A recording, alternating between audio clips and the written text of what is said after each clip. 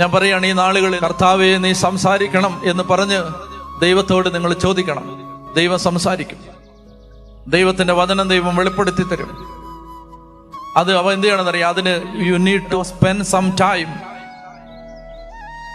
അതിനൊരു സ്ഥലം, അതിനൊരു സമയം, അതിനൊരു ആഗ്രഹം, അതിനൊരു മനസ്സ്, അതിനൊരു ഡിസ്പോസിഷൻ അതുണ്ടായാൽ ലോകത്തുള്ള ഏത് മനുഷ്യനോട്, നിങ്ങൾക്കറിയാമോ, ഒരു കാലത്ത് ദൈവത്തിന്റെ സ്വരം പ്രവാചകൻ കേൾക്കാതിരുന്നപ്പോ ദൈവം ഒരു കഴുതയിലൂടെ സംസാരിച്ചു. ഒരു കഴുതയോട് സംസാരിച്ചു. എന്തുകൊണ്ട് അത് ബൈബിളിൽ എഴുതപ്പെട്ടിരിക്കുന്നത്? അതായത് വലിയ വലിയ ആളുകൾ കേൾക്കാതിരിക്കുമ്പോ കഴുതകളിലൂടെ ദൈവം സംസാരിക്കും. അതുകൊണ്ട് അതിന് അറിവും പാണ്ഡിത്യവും ഒന്നും വേണ്ട.